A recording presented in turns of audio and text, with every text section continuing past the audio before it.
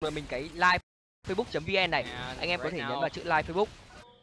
Đ徵doing their best to try to raise that quickly as Jace is making very quick work of this tier 2 turret, ends up whiffing. Well, Khan's going to start the 1v1 here as Klid is going to join in.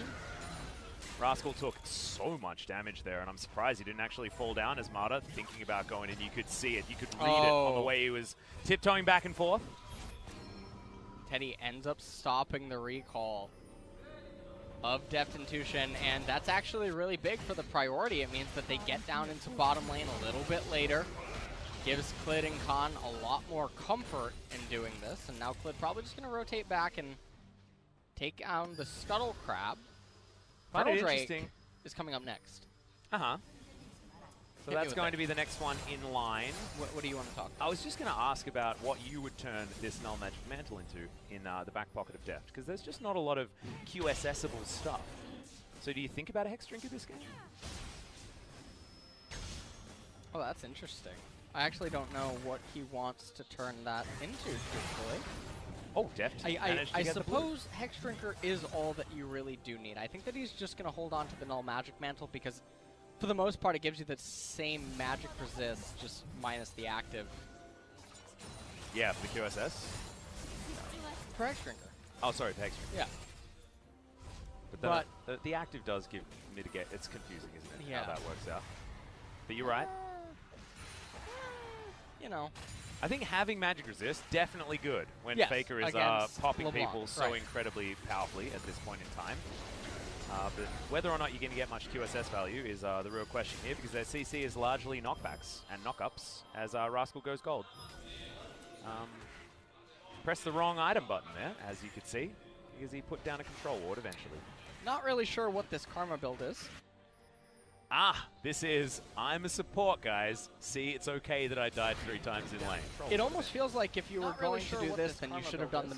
Oh, well, no, never mind, actually. This is... I was going to say, if you were going to do this, then you should have at least gotten Death Cap second, so that you would still have some sort of utility for your AP, and then also the wave clear. Greeds for another wave as ďȇn does lock down Klid. Not a chance there, but he now doesn't have his ultimate available. Faker dives on forward. The chains are going to land, but Deft is going to survive for the moment. Teleport to come in here from the Karma, but the Vladimir stays bottom side of the map with his teleport in hand. And they're already done with the fight when that teleport was coming in. Karma could be where she is right now had Pawn just run there in the first place. So now SK Telecom, they're turning their attention onto the middle lane, escorting that cannon minion forward.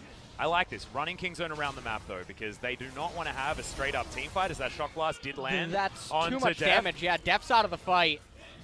I think that they're just going to be able to start the Baron, but it's a big redemption. Karma, yeah, it's a big redemption. That was a big redemption. That was a very... That was like a... Rascal. Okay, there's the kick flash. As Rascal does get the Hemo Plague down. The rest of SKT not in position. He wants Phase Rush to get himself moving here. As the pull comes in, Klid almost loses his GA. The flash from Rascal, and that's the merry dance from SKT completed by FAKER. I like to call that the pirouette at the very end, and they do secure the kill on the Vladimir. So the thing about killing the Vladimir right here is that it comes at the cost of 2 summoner spells. Now, yes, Rascal had just used his flash as well, but you're not netting yourself an objective over it, because Vlad will be up for the Infernal. He would be up if you would try to go to the Baron because he has teleport. So even though Faker gets the kill, it's basically just a consolation prize that's 300 gold at the expense of both of his summoners. And so that's not something that I think that Kingzone is necessarily angry with. You can see right here, Rascal almost able to bring Lee Sin down. He flashes, but then Faker, not wanting to let him get away, flashes and ignites as well. But if you're Rascal, you look at that and you're like, wait a minute, I actually just got him to use both the summons. Yeah. And also they got the summoner spell out of Lee Sin as well. I mean, no more kick flashes for the next 5 minutes is great news for Kingzone. And as this game stalls out, as this game keeps going, you've got Infinity Edge on Deft. He is that hard carry that you're looking for, augmented by a Karma that this Sivir does not have. The cohesion of the Kingzone teamfighting composition is certainly there. SKT, they have the money advantage, but not the Dragon advantage, and also not the team fighting advantage. So split push certainly there for SKT. They do have multiple win conditions, But it does rely on a lot more things than just Kingzone's I want to run at you and we'll win type composition. The other thing that SK Telecom has to be really afraid of right here is that Kingzone can just try the Baron because they have that Mountain Drake. And they have a lot of shields. On the Hunt was popped very prematurely there as Rascal was in position. That's an odd one. Teddy sort of a bit of a frisky button choice. Ăn những cái trụ quan trọng hơn. That was very premature. Okay, Faker pops on over. They know that Rascal is here. That Shock Blast, if that had landed, yeah, that could have meant a lot more, but they will still break open the base. This is just a far better movement decision from SKT, and maybe the Cloud Drakes putting in a bit of work. Faker going to take a bit of damage on the back end, but Inhibitor is down. That is damage done. Infernal Drake available. SKT looking to head over there.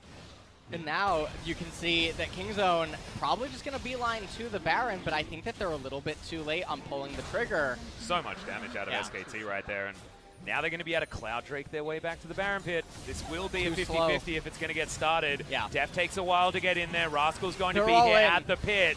They've also got KêNH on the bottom side of the map. SKT just needs to go for a steal or try and get some damage down. He's inside the pit, but it's Cuz that grabs it. Cleared down to his GA, and if SKT are able to win this fight, it's game over, but Kingzone might have another chance. Yeah, looking to try and stop him. The Jace is going to be able to break the next inhibitor, and now Cuz has to flash to get out of the way. That's the knock-up. They now want to win the fight, but look at this. Kingzone are not going back. That's redemption to come forward, but not redemption for the game. Teleport now to come in for the flank for KêNH. Faker doing so much in the backline. He might die, but he's done so much.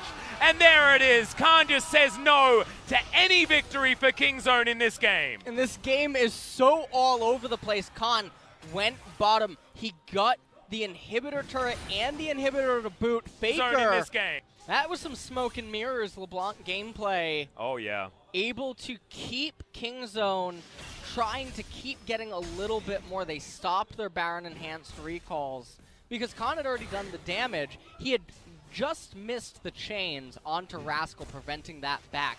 Had Faker hit that, maybe we would have seen some Nexus turrets go down. We'll take another quick look at it right here. Klid goes in for the steal a little bit early. He ends up being brought down, loses his Guardian Angel. KêNH goes down on the right-hand side. You can see right here, Faker trying to stop the Vladimir from being able to recall. It's at this point that Vlad already had the base under control, so Pawn and Def, they stopped their recalls. Cuz trying to come in here, they end up picking the kill up onto Mata, and then the exhaust comes out onto Faker, but it wasn't until he already dealt a lot of damage. He gets right back in there onto Def, lives with just a sliver of HP. And dodges the final Q. That was absolutely stunning. Great that the Observers caught that second time around. Coma, you can see his face. Zephyr, of course, always stalwart. He's always, he needs the game to be over before he actually shows any emotion, but you can see Coma very happy with how things have been going so far. 12 kills to 5, finally. An Infernal Drake picked up by SKT, so that Drake advantage certainly there now. And it's a 6,000 gold lead. Could be higher, but it's the state of the map, and it's the state of the play from SKT that we really need to talk about here, because they know that their composition, does not team fight as well as Kingzone's front to back in any way. Yeah. They've got a Vladimir, they've got Hemoplague, they've got that buffing Def's damage, they've got Pawn, only there to buff Def's damage. If Def is able to free hit ever, he almost two-shots every member of SKT, no worries. So, SKT just playing completely around that, because he's also not very mobile. So you just fight where he's not, and that's how you're going to be able to win this game. So at the moment, we've got minion waves flooding towards Kingzone. Game not over yet, but it just feels like it's not going to work. Kingzone did get the Baron. Và đó là một trong số những yếu tố khiến Elder now, though, coming up in a minute and a half. Baron is about to persist in about to expire in 30 seconds. As KêNH is trying to make his way into the base here. Baron is about to persist, doing everything he can to slow down the advancement. And that's the closest to zero to be able to win this game. Quả cầu sớm với tỷ lệ trúng cực kỳ cao cho KêNH. That's why it says 100, but this is the closest to zero down, and this could be double digits Baron power play. 1 gold. 1 gold. 1 gold Baron power play, everyone. That's all we're talking about. That's called equilibrium. I loved it. You said that, you know, the Jin Air win rate is throwing off the balance. If anything is going to restore balance, it is a 1 gold Baron power play. That's what I like. That's amazing. Some great stuff. Speaking of great stuff, it's this guy on your screen right here, KêNH, going from an incredible series against Gen G last time out and only making it better on this Jace. I want to say that I'm impressed with his Jace performance this game, but I really can't bring myself to say it. He only has 403 CS here at 35 minutes. Yeah, absolutely that's true. paltry. Yeah, paltry. Pathetic. Paltry. Because look at Deft. He's 415 right now. Much better. Much better. Like, can you just maybe do better? Yeah. Please upgrade your play. Yeah. I'd expect 500 right now. I also wouldn't expect a 0 in the scoreline. Yeah. What is this? You might say that it's in the death column, but I just think all stats are good stats. You told me he was the OG Jace, and I just can't see it here. Sarcasm, everyone, just so you know. Just don't angry tweet LS saying, no, he's playing really well, guys. He is, and we know that. That's why he's going to take the last remaining inhibitor on the base. As the Elder Drake has been started, back is going to come in. The Lovers duo are going to try and get back home, and SKT think, why are we even doing this, Elder Drake, when we could just win the game? And they're just toying with Kingzone right now. Kingzone just wants one team fight. They just want to be out of team fight that one time. But I have a feeling they're not going to be able to. There is a Vladimir now trying to stop these Nexus turrets from going down. Kingzone knew that they were going to have to sacrifice something. And right now, Klid's actually looking for a steal. It's a 50-50. It's taken by Karma of all people, but he had the unsealed spellbook. But look at SKT. They're now in the base, and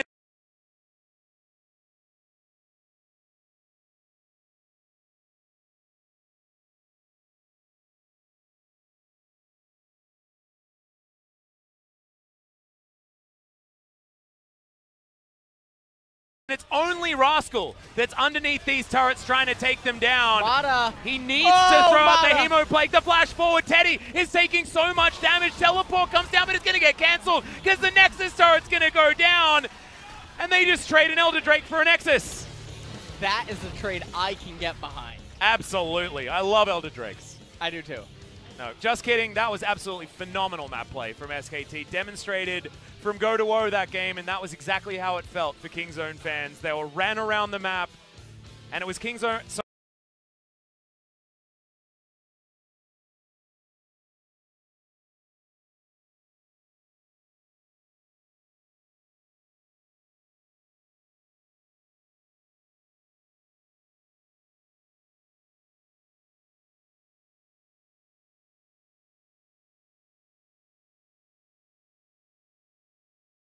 Years gone by, of course, probably some of the best League of Legends play we'd ever seen.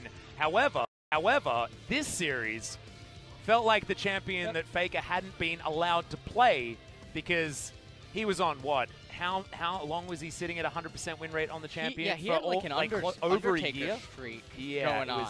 And it was broken only by that pesky Morgana in 2015. But ever since then, you know, after that one blip in the radar, he continued winning. His LeBlanc has always been terrifying. So, fantastic to see him back to form against the rival that did put that blip in the radar. In KêNH. KêNH's performance this series, KêNH on carries, KêNH on tanks. Yeah, but now SKT are playing around a split-pushing KêNH, and they're doing it well.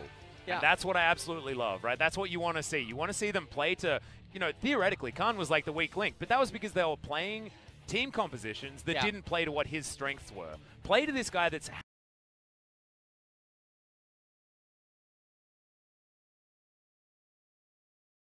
happy to pressure lane over and over again. It's like Sandbox.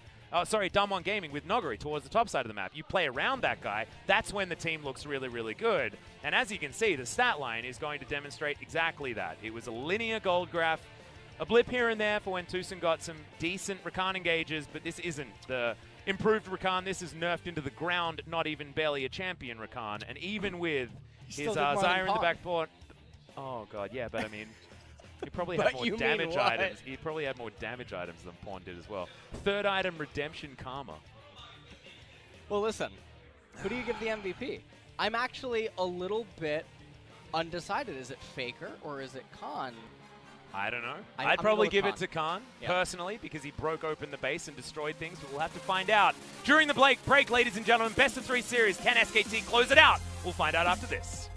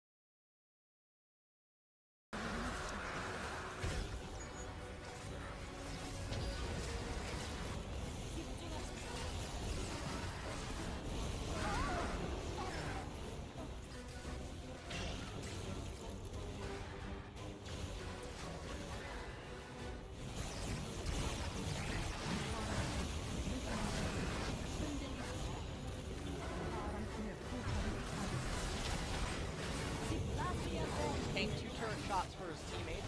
They just set that kill up. Fair.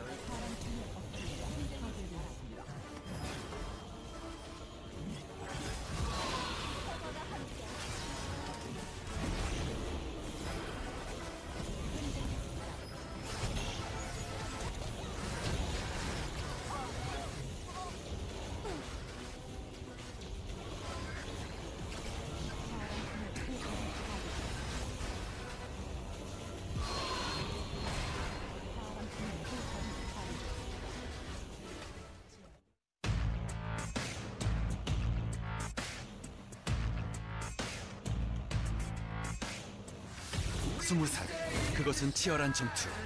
우리를 억압하는 모든 것으로부터 우리 자신을 지켜낼 뜨거운 혈투. 그게 바로 20살 우리의 캐리, 우리의 버프. 우리 은행이 내일보다 더 빛날 20살 우리의 오늘을 응원합니다.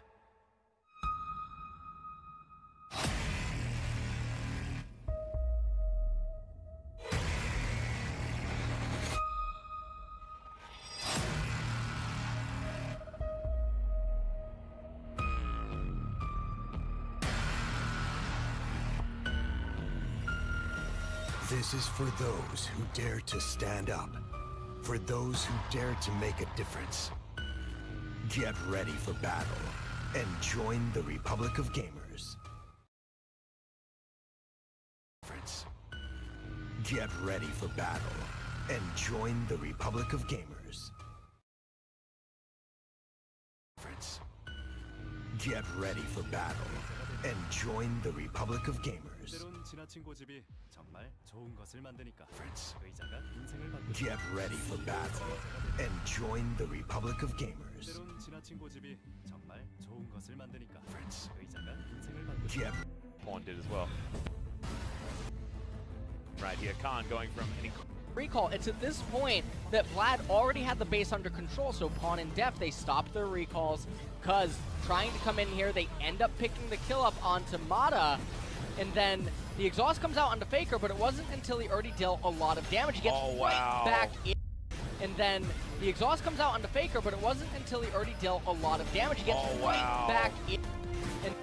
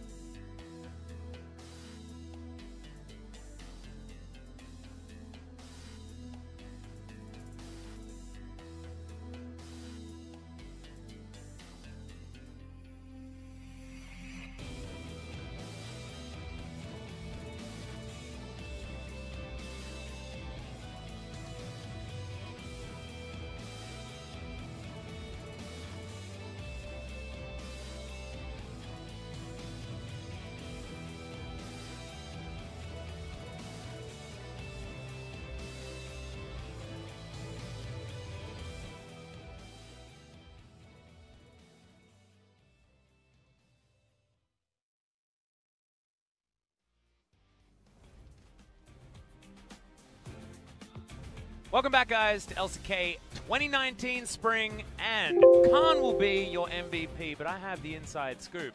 It was, in fact, a three-way tie. 3-vote, 3-vote, 3-vote between FAKER, Khan, and KLID. How did they decide Khan? Well, then there was a tiebreaker, which I assume they all re-vote. I don't know. I'm not entirely sure. But it was somehow decided that Khan was then the MVP. I have confirmation that G-Sun also has no idea how the tie was broken. It's a 9-man vote to decide MVPs? Yeah, no, it doesn't really make much sense. So you put 9 people together yesterday? Oh, no. Are we going back to this? Are we going back to this? No, don't worry about it. Don't worry, I just wanted to confirm the number. Yeah, well, I can count it. I think there's 9. Yeah, you can put those eyebrows down, sir. You can put those eyebrows down. As Khan, certainly well-deserving, and I think that he would have been my MVP had I been the one to decide. FAKER certainly played out of his mind that game on the LeBlanc as well, but it was all because the Jace took his turret basically by himself before the Vladimir even had a chance to buy an item. Jace took many turrets. He did. He took the base. He was a turret taker. He was. It was terrifying. I'd actually love to see the damage done to structures stat, because I think there's not enough health bar on most of the turrets for him to get much better than the stat that he picked up. In that regard, the man on your screen right there, robbed once again. We'll see whether he can pick it up in game number 2, or whether or not this gentleman is going to help KingZone find their way back into a series. As you can see on your screen, we're not going to have any substitutions, so Neon not going to be making his way towards the mid lane. Pawn is going to retain his spot this time around. One of the things I want to see, though, coming into game number 2, do not try to fight fire with fire against SK Telecom. Yeah. I think that they need to round out their draft differently for KingZone. Now, SKT going to be on the blue side. They don't have to ban the Lissandra, Zoe, and whatnot anymore. Nope, and it's KingZone's job to ban Lucian. Most likely Ezreal, but we've seen Deft punish Ezreals as well, theoretically. So Teddy's also more of a slow-moving Ezreal player, a phenomenal Ezreal player, absolutely up there with the best of the LCK. However, he does tend to play more slowly and just comes online as a hyper carry in the late game, positioning fantastically well, and gets through the laning phase, buying Iceborne Gauntlet, Ninja Tabi, things like that to weather the storm. Sylas going to be the first ban here, as SKT have, like you say, a lot more flexibility, and the Lucian going to be the answer. Now, if you're SK Telecom, okay, they're banning away the Rise. So this could be signaling that they want a Lissandra pick, especially if you anticipate that KingZone will ban away the Zoe, and now KingZone probably going to ban away the Ezreal now as well. They could, or they could leave it available and leave the Lissandra available as well, and either pick it away or pick it up, you know? Jace is also available, Vladimir is also available. As far as power picks for these teams, it's actually ridiculous. We could see 3rd round picks being first pickable champions as LeBlanc, the final ban on SKT's side, as it is Pawn's champion pool that they are digging their heels into. Yeah. And now, if you're KingZone, you ban Lissandra, you give away Ezreal, you ban away Ezreal, you give away so you ban Jace, and then you guarantee that you get a couple of those picks. You can get now Ezreal or Lissandra. And it looks like SK Telecom, they're willing to go up against Def's Ezreal. They are. And if Lissandra gets locked in here, KingZone get to do another thing where they just pick up the Tahm Kench, give it to Tucson, and have that Ezreal Tahm Kench lane to deny the Frozen Tomb ability onto the carries. That's what I would certainly do. Get this out of the way already. Let's just see Ezreal. No, that's not Ezreal. That's the first in the English alphabet. It's not the first in the Korean alphabet, as that is going to be Aatrox Kalista locked in immediately. All right, so what I think that they're going to do is they're going to hand over the Ezreal Tahm Kench or the Ezreal Galio, potentially, to SKT, and then they think about maybe just going... Thresh pick. I mean, or SK Telecom, they could try to be like, okay, you want to play this game? We can go... Never mind, they're not going to do that. I was gonna say they could do Draven X, they could do Draven Thresh to try to steal away. They could try to pick a power pick down there in bottom lane, have priority mid, priority bot, and then pick a very aggressive jungler and play right centric while putting Khan on an island in a 1v1 matchup up in the top lane. But instead, they're looking to get the Thomas Kench, and coupling it with a Vladimir is very interesting. So, it seems like they do not want to fall victim to the Tom Ezreal against the Kalista Thresh or Kalista Galio, and now that's really strange, as if SK Telecom's not willing to pick up Ezreal right here, I would have to actually assume that it's not what they're thinking about trying to get. So Kingzone allocating a ban to it, but I really don't think that it was on SKT's mind. No, not necessarily, and this could mean that Teddy's playing the Vladimir as well. I mean, there's still a lot of flexibility available. SKT almost priced in to banning Galio Thresh at this particular mark as the Varus to be taken away. So there was an opportunity to ban the possible Draven pickup, but Deft feeling confident into that pick. See if Teddy actually wants to try to play Draven. I think that Thresh being banned here by SKT would make the most sense. Yeah, I mean, I feel like, you know, we saw this last time around, and as soon as you pick up Kalista and don't pick a support, then you generally get those two banned away. Braum is still there, and that is another option that does work, and also a good pick into the Tahm Kench. I actually wouldn't mind if they just get their mid laner out of the way right now, and that's a very beautiful mid laner, mostly because it is still able to be potentially flexed to the support role. True. And so there is some deception that is still going on. Teddy thinking about his 80 carry pick certainly has a lot of options available for this lane. I don't think that you can actually go Kai'Sa. You already have 3 sources of very heavy magic damage on your team. And speaking of heavy sources of physical damage, Sivir certainly fits that one, as this is the Kalista counter from the jungle that we've been talking about all season long. The Nocturne remains available. And another one that can work, I guess, theoretically, is the Jarvan. Just knock her up, jump on top of her, and hope that you can get enough damage done before she hops away. And the Jarvan is locked in for Klid. Certainly a comfort pick for him. Had his Lee Sin available, but decided doesn't want to hop on that champion. Jarvan hoping to go toe-to-toe with this Kingzone lineup a little bit more effectively, and that's going to be the Alistar paired with the Kalista, another champion that does work well in this duo. And with Fate's Call available, Tucson is going to have all the agency in the world. And Deft is so used to playing this combo. Deft was... I'll tell you a bit of a story about Deft and Kalista. When Kalista first came out, he was in the LPL, and Deft tried it a few times. He was woeful. Absolutely terrible. One of the worst Kalista players that we had in the league at the time. And then he put the hours in and became the guy that you had to ban it against next to Uzi. There were 2 players in the LPL that you had to get rid of it against. It was Uzi and Deft. And Deft is still phenomenal on that champion. He was with Mako, who was the cow player. Then he was with Mata, the cow player. He plays with cows all the time. The Alistar and the Kalista are a very storied matchup for this man. Alistar's a bull. Oh, yeah. Sorry, I just say cow because I think it's the name of the species. I love it. So, we're gonna sorry, take Nick. Do you need me to repeat everything I said? Did you miss it because you were just focusing on that? Or No, I can go back if you want. We're going to take a look at the team comps. Vladimir, Jarvan, Lissandra, Sivir, and Thomas Kench. A very extremely explosive engage coming out after Sivir casts on the Hun. Lissandra and Vladimir, Jarvan, they're all going in at once. And that's the type of thing that they're looking to do. But on the flip side, this team composition, Kalista, Alistar, Zillion, Aatrox, and then up there in the top lane is Yorick. This team composition operates very strong in a 1-3-1 scenario, very difficult to actually hold down the Zillion, but in a straight-up team fighting scenario, Zillion can provide a lot of CC and utility, and Kalista can be very hard to hold down. And also, SKT have a very I want to blow up one person and move on type composition, and Chrono Shift really ruins that. We'll see whether it works in Game 2.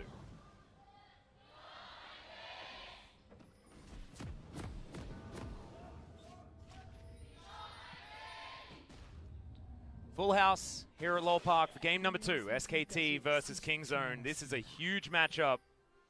And remember, if Kingzone wanted to leapfrog SKT on the standings, they required a 2-0 victory. Now, they're playing for their chance to even things out, and SKT are playing for the chance to catch up to Sandbox and extend their lead, create some distance here in what is a very muddy top 5 that we have, not including the #1 spot because Griffin never loses.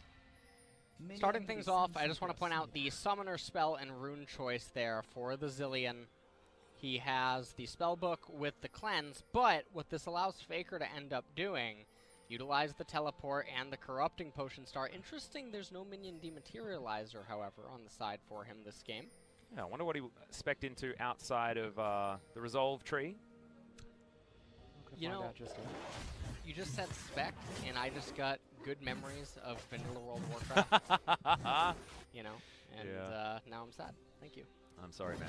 Yeah, that. No problem. So, Lissandra can play very aggressively in the lane, try to attack Pawn's mana pool, and that should be the way that Lissandra conducts this lane, is endlessly crashing the waves into the turret, making Pawn use his bombs to CS or have a very difficult time CSing just with auto attacks. Faker gets a fantastic ward. Yeah, Level 1, he's going to come in here. Yeah, sure, eat the bomb. You don't care about your HP. You have 3 corrupting potions. Cue the wave. Okay, we are... There we go. Are you coaching Faker right now? Is that what you're doing? Are you seriously coaching Faker right now? Are you allowed to do that? You know. I don't know whether that's allowed. I like what he's doing right here, actually. The minions are taking odd amounts of damage, which can make them a little bit more difficult to CS when underneath the turret. Actually creates sort of a weird, almost close to deny mechanic if you're going against a Zillion. One way to play against it is there's Hep Up Pulse, and there's Devour. That's how this matchup is going to go. As Teddy uses his Spell Shield for no reason, so that is a cooldown that they will need to keep their eye on. Teddy not actually able to get any mana back for it, which is actually the big deal. Clid moving out onto the map, looking for a Rift Skull at the bottom side, and isn't going to have to deal with any wards that are down, as Faker, like you say, using his health bar as a resource, shoving this wave relentlessly, buys space, buys time, and buys opportunity for Clid to get whatever he wants here on this map on the Jarvan. Pawn hasn't been ganked yet, though, so that's great news. It ticked over to 3 minutes. Misses out on actually a Demolish proc, I guess not wanting to get hit by a QWQ from Zillion. Yep, Clid now on the bottom side of the map. He's going to be able to grab the Gromp that was not eaten by Cuz. But unfortunately for Clid, he does have to kill it. That's just a full clear coming through minus the Gromp, because as he goes back home, we'll be able to augment what he's picked up with a couple of long swords, as you can see. What this ends up meaning now at this point in time is that Lissandra is recalling. She has the teleport available, but Pawn is still extremely healthy, and he only has 2 minutes that he would need to sustain until the teleport would be able to come online via the spellbook, and so he elects to stay in the lane. Faker teleporting now. Yep, and so pretty comfortable here is the Zillion. He's going to be able to revert back to the cleanse very comfortably also, as Tucson going to use his minion dematerializer to keep this wave pushing forward. Bottom side of the map, you can see Deft is actually having a great time as far as farm is concerned, but with this wave crashing forward, Teddy is going to keep things relatively even. So as far as disparities are concerned, last game it was bottom lane went out of control well for KingZone. Mid lane got completely slaughtered by SKT, as did the top side of the map, and so things were decided very early on. This one, certainly a much more even game as we start things off. And as the game goes on, of course, you're looking at Vladimir and Siva. If this game hits 50 minutes, I don't know how anyone wins against those two champions. And we'll see whether KingZone can take control of the mid-game, which is where they want to get work done. I think that we're going to have an extremely boring early game. Oh, no. That is the feeling that I'm getting right now. Do you know what's really frustrating? Because we already gave the viewers the one thing that Cuz hurt us. Cuz hurt us. All right, looking to come on forward as Faker just claws his way out. We'll take bomb damage. There we go. Bit of damage there for Pawn. No worries there at all. Wave will be tidied up very easily. As popcorn chicken's consumed for Cuz. So as you were saying, slow game, and I was exclaiming that I was upset that we gave away the... Sitting in the living room. As a kid, and I asked for Mountain Dew. Right, was Mountain Dew available in your state? Like perhaps yes, it was Code long... Red. Are you a fan of Code Red? I'm Australian, so we didn't have it. Sorry. All right. Kanhima plagues the wave, top side of the map. Doesn't Australia still have Surge? Nope. No. Not that I'm aware of. I don't know. I'm not much of a soda man, because, you know, I struggled with my weight as a kid, so soda was definitely the wrong move. Wait a second. Hold on. What special sodas does Australia have? Because in Korea, all that you have is Pepsi, Sprite, and Coca-Cola. Well, we got Coke, Pepsi, and then a random assortment of weird brand cola that's very cheap. That's generally what we have. Is America the only country that has all the weird soda flavors? Maybe. We struggle to get Dr. Pepper in Australia. Really? Yeah. Oof. So, what about root beer? Yeah, no, we don't get root beer. What is wrong with us? Well, Actually, we understand that soda is the main reason for obesity, so we move away from that problem as much as we can. That being said, that's a misguided stat for a lot of people that say that Americans are overweight. Australia per capita are more overweight, actually. As Clid flags and drags his way out of Cuz, and Pawn continues to try and speed himself up away from death as Rascal takes his enemy blue buff on the top side of the map with the lane priority he picked up. Well, can you pay attention to what is happening right here? Oh, that just missed. Nada got pulled back, and then a blue was stolen. As top side of the map, FAKER loses half of his health bar, but I think things were going okay for him outside of that. He's focusing on where this blue is going. His vision is going to spot TRődC, who doesn't have Unbreakable Will just yet. Let me slow things down for you. You can slow things down. Yeah, I think I'm that's not what trying this to make a series is zillion moving pun. towards. I'm not trying to make a zillion pun here, right? I'm not trying to freeze you. But what's going to happen here is that Clid will go back, eat his golems, his wraiths, and then the scuttle crab because the Aatrox will go to his red buff.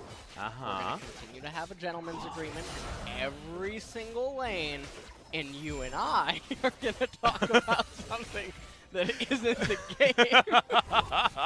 All right, how much designated time do we have? Because I feel like this is good. We get a time window to let us know what's going on. As ＴRődC says absolutely no to that one. Headbutt Pulp comes in. Grey Health is eaten. Fate's Call comes down as well. It follows the flash.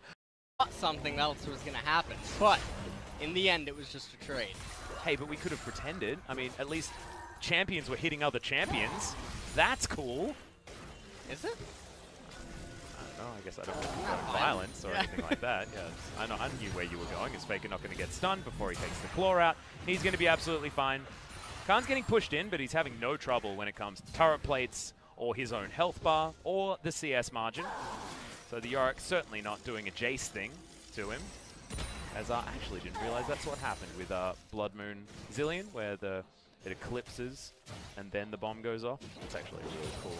Looking a little visual cue. I never actually get to see interactions like this, because even when I'm wearing my glasses, my right eye is blind, basically.